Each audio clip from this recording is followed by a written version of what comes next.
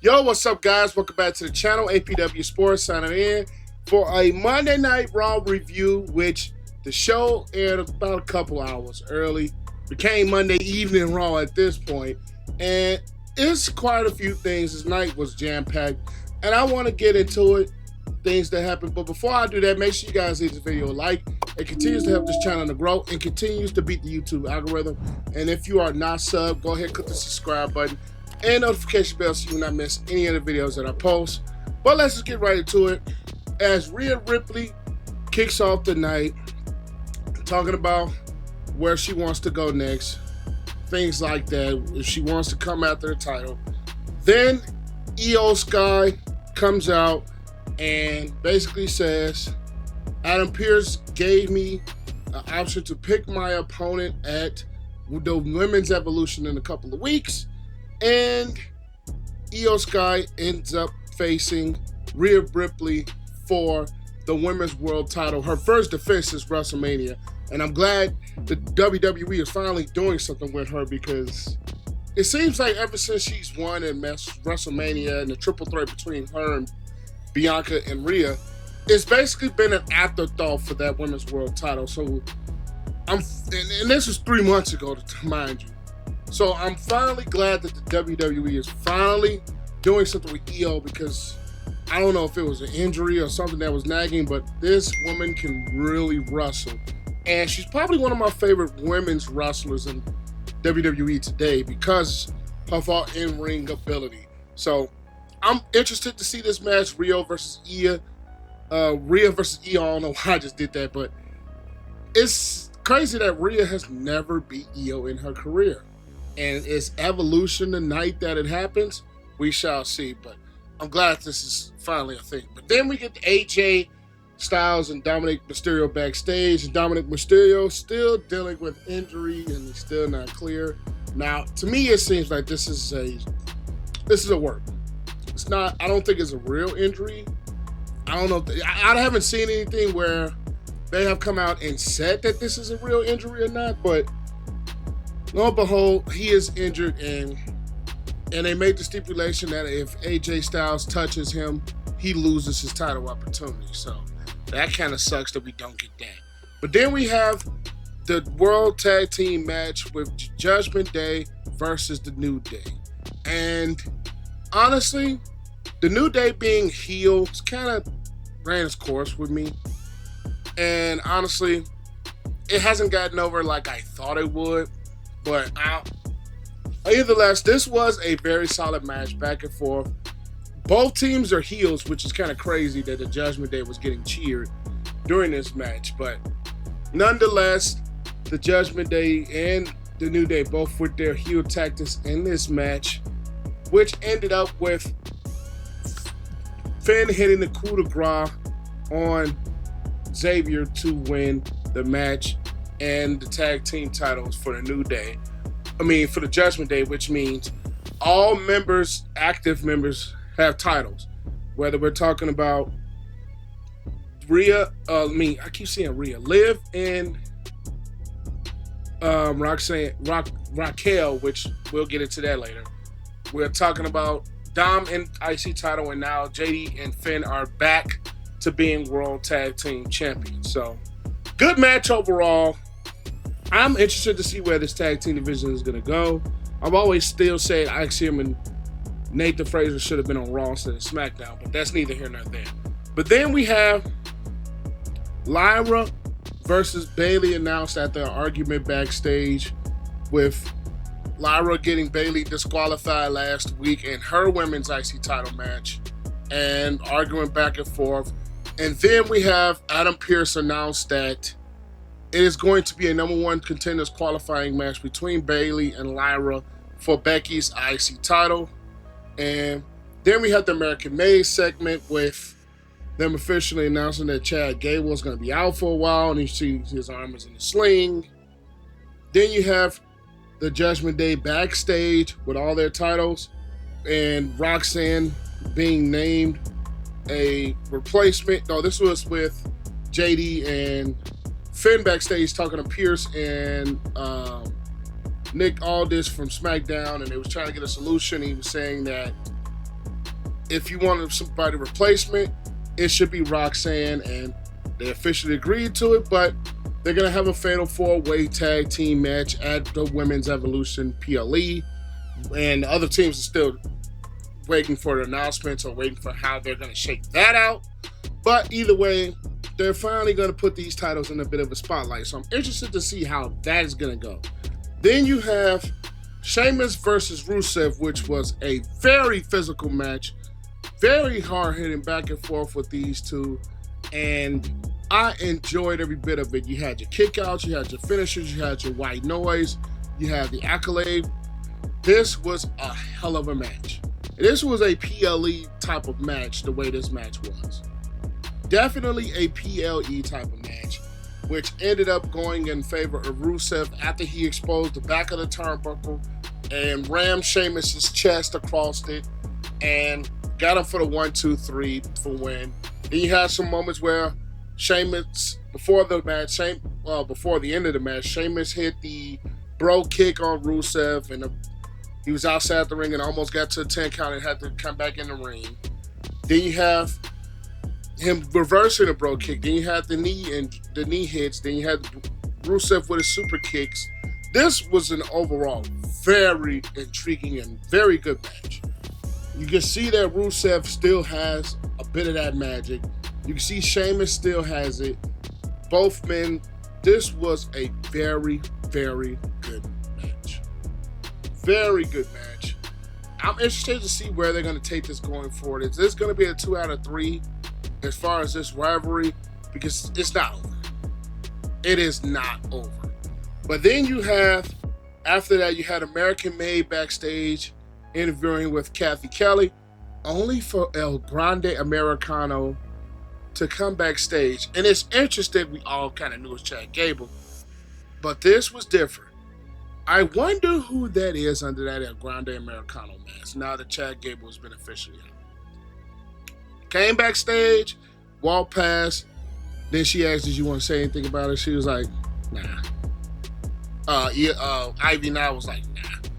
Then you have Kathy Kelly focus her attention to Sami Zayn backstage, only for him to be attacked by Karrion Kross.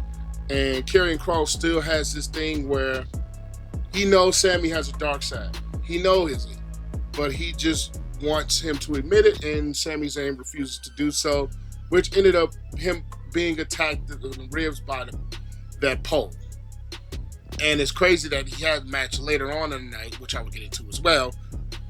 Then you have Stephanie Vaquer getting interviewed as her being a part of the Women's Battle Royal that will be taking place at the Women's Evolution to determine the number one contender for either the women's title or the women's world title, because we have our SummerSlam participant with Jade Cargill challenging Tiffany Stratton.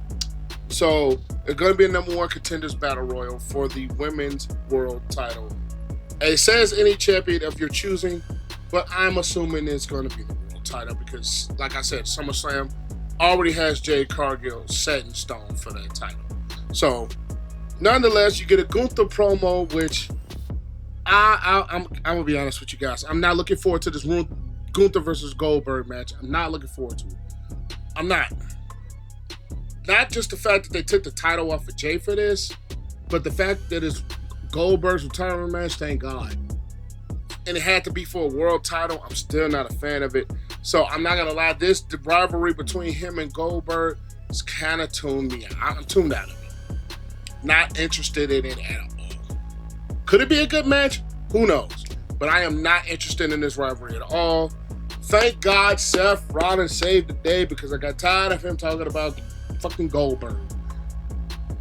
And Seth Rollins comes out to talk about congratulating Gunther and Power and things like that, and for CM Punk to come out and interrupt and attack Seth Rollins, which sent Seth Rollins scurrying, and he pushed out, and CM Punk pushed out Gunther to leave the ring.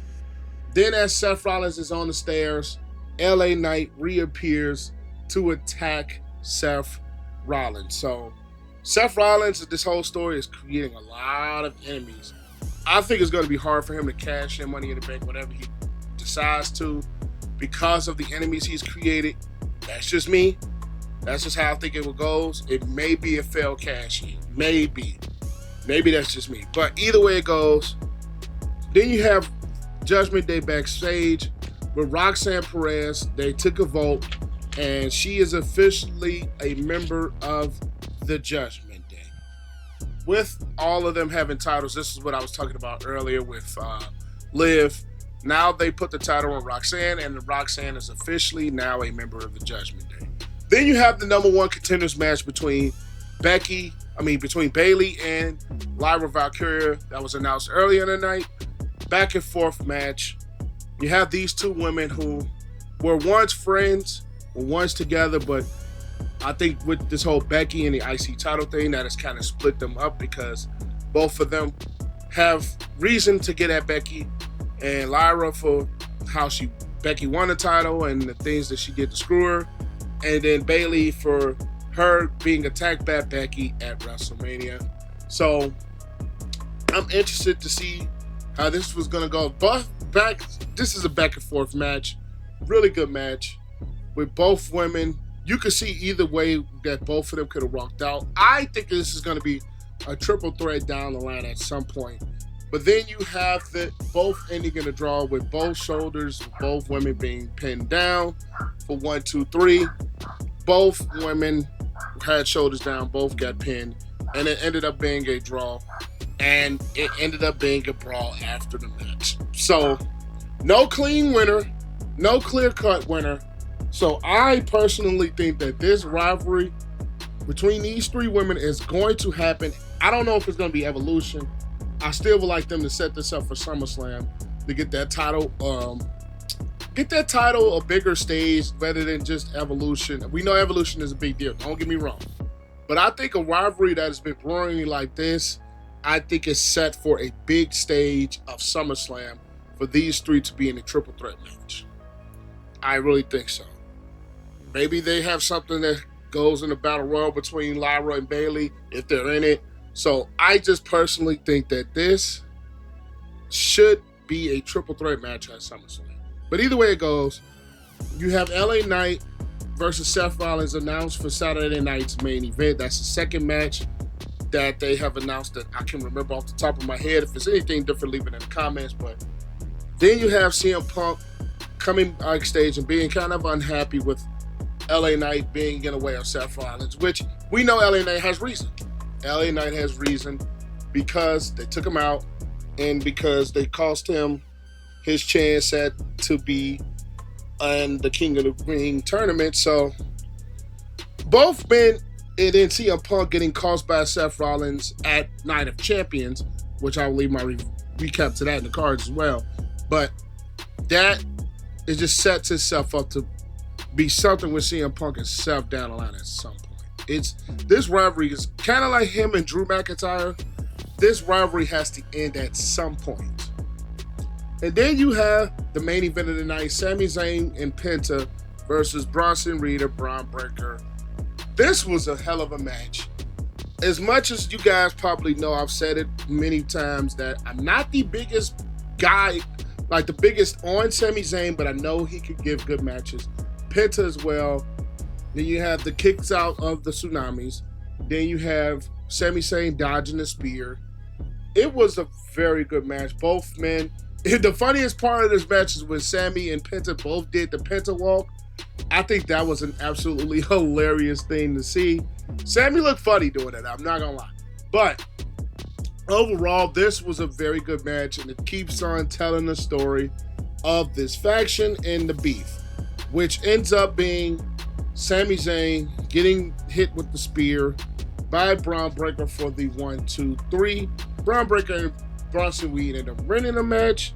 Then you have Bronson Reed looking at Penta on the ground, helping Sami. He's pointing to Bron Breakker, and he hits Penta with the spear. And it looks like they're going to hit with the tsunami, only for Jey Uso to come out with a steel chair and attack both Bronson Reed and then Bron Breakker, which continues this whole rivalry thing going forward. I'm interested to see if this is going to linger to Survivor Series War Games, at this point. We still have a lot of time before that. But I'm interested to see, is this whole rivalry and this whole story going to end up being a War Games match at Survivor Series? But I'm interested to see how this rivalry is Seth Rollins, CM Punk, Seth Rollins, and LA Knight. I think Seth Rollins and CM Punk could be SummerSlam, probably in a different type of a match. But either way it goes, I think this overall, I'll give this about a 7.5 out of 10. I like the fact that they brought Io and finally gave her a match. I like the fact that the Women's Intercontinental title has a big time storyline to it with Bayley and Lyra and Becky. I do like the fact that Seth Rollins and his faction, they're starting to lose. I'm not going to say lose, but they're starting to have some, I'm not going to say cracks between them, but there's legit factors to stop this faction. So overall, I like the way that they're going with the story. I love the Sheamus and Rusev match. I hate that AJ and Dom won't happen for a while. I hate that. The American made with the whole El Grande Americano thing is kind of funny, but I don't want to make this too much longer. Like I said, 7.5 out of 10. Raw was solid, and that's about it. That's all I've got for you guys. Make sure you leave this video a like, comment, share, subscribe to this channel as it continues to help this channel grow. Click the notification bell, all that good stuff. And APW Sports signing out, and I will catch you guys in the next one. Peace.